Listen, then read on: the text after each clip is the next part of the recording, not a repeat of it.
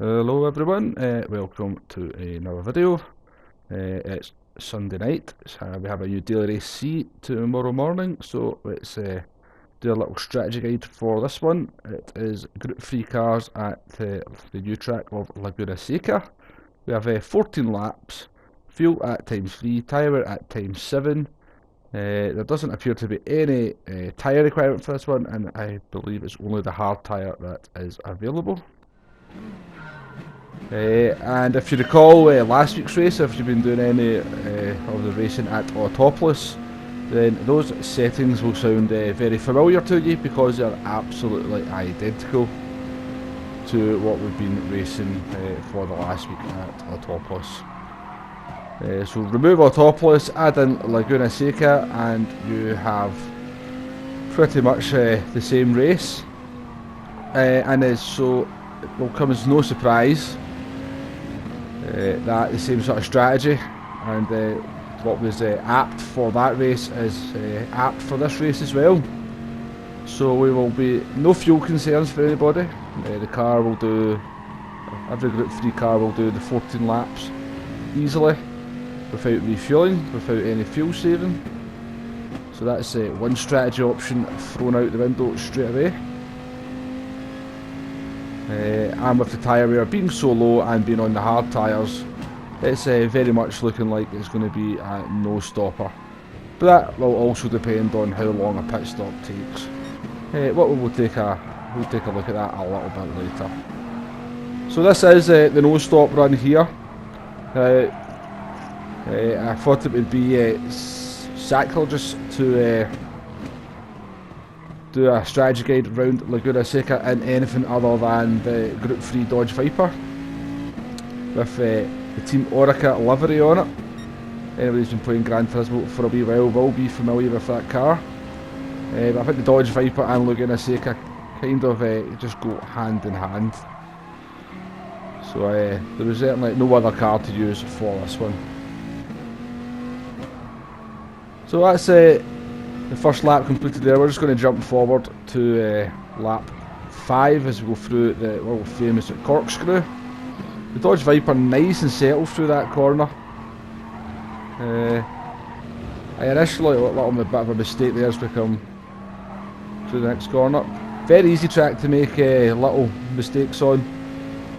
Quite understeery, quite low grip.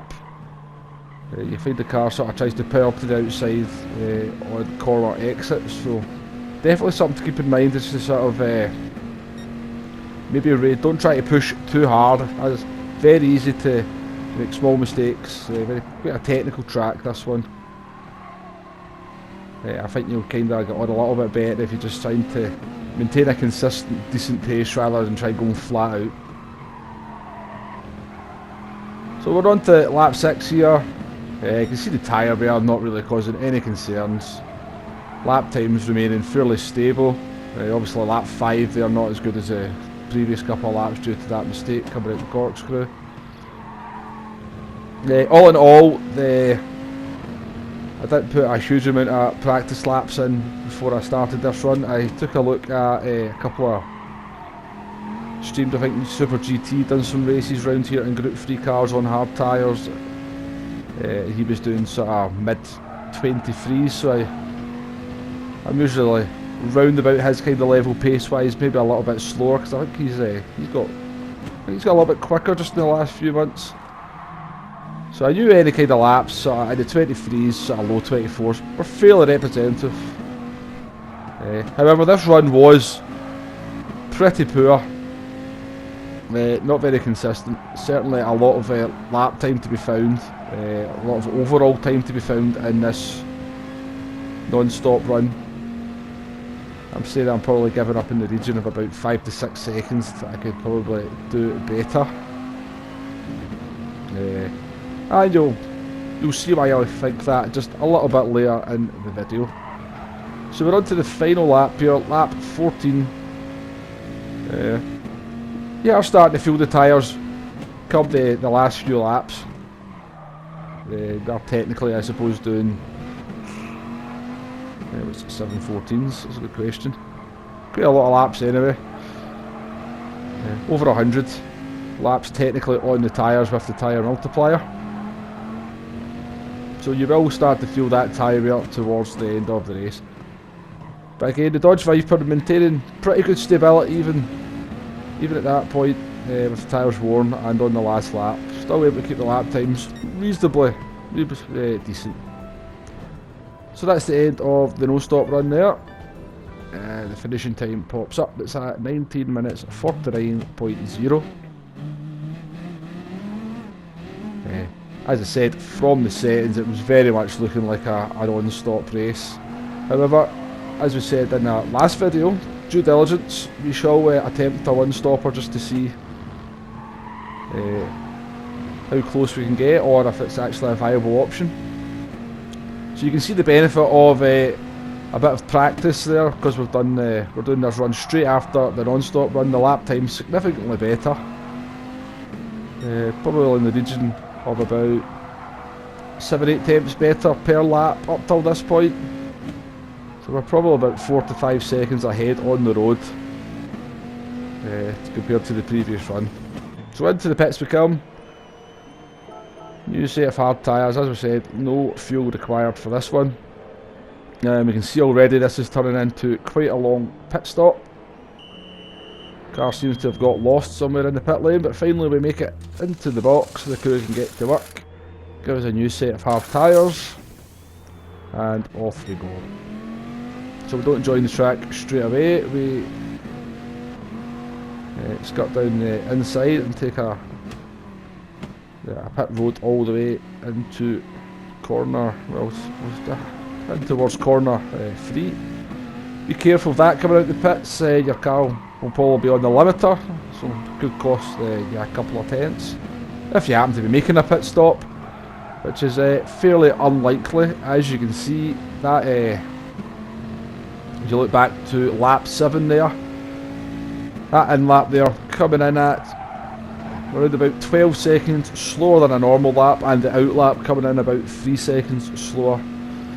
So I haven't worked out the pit loss exactly, but certainly in the region of 15 seconds to make a pit stop, which pretty much rules that strategy out. This is going to be a no-stopper, very much like Autopolis last week.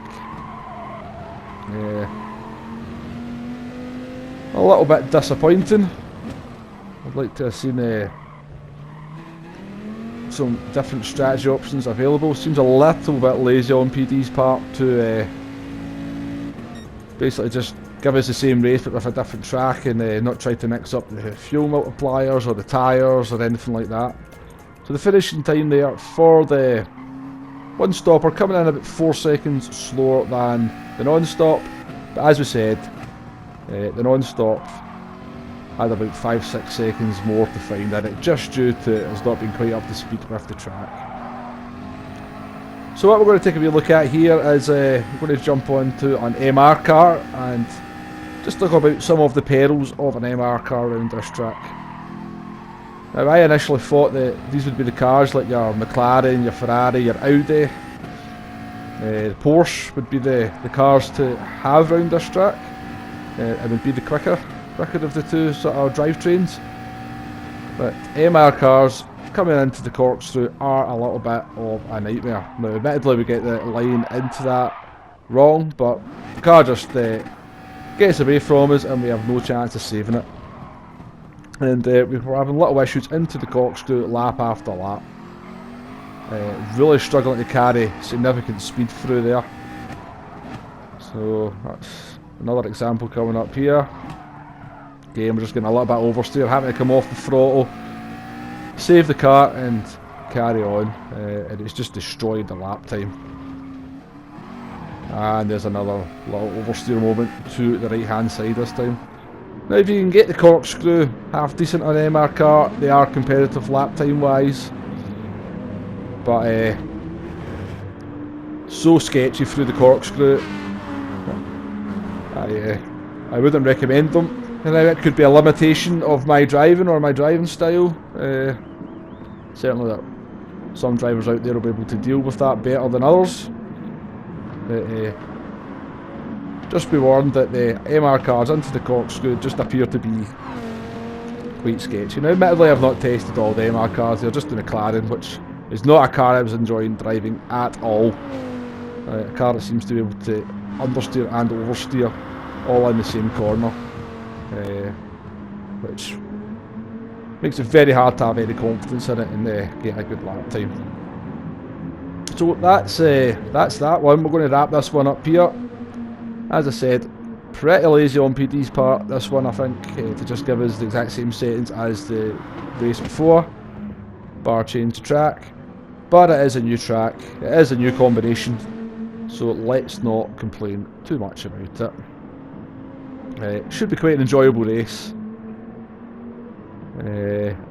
As I said, no fuel saving to worry about this one. Tyres will start getting a little bit sketchy towards the end, so the last few laps are going to be where all the action is, as we see who has looked after their tyres best over the course of the race.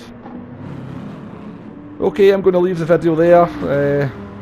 Just some replay footage on the screen of the Dodge Viper going round, looking beautiful around this track here. It's the car I'm going to take out, certainly for my first few runs around this race. And I do think it's quite competitive, so give it a try. Okay, as we said, we'll end the video right now. Thank you very much for watching. I do appreciate all the views. These daily race strategy guide videos do certainly are my best viewed videos on the channel, and I do appreciate each and every one of the views. Thanks very much for watching again, and I shall see you on the next one. Goodbye now.